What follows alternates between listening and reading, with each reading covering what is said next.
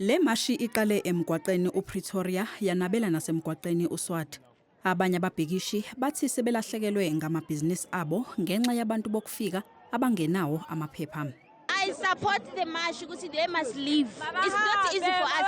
Even if we are trying on our own, doing the saloons, they are there, they are killing us. I even lose a baby last year.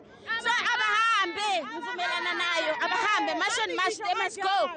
Bathi umhlazi ngama-30 kuNhlangulana umnqamla juqu wokuthi bonke abantu abangenawo amaphepha okuba kulelizwe bebe bengasekho. What we are saying was in that if they come here, us as black children, we must be first hired in those companies. They are not, they must go out and are not allowed. If you don't have an ID, in 30 June, you have to show an ID. If you don't have an ID, zakhala.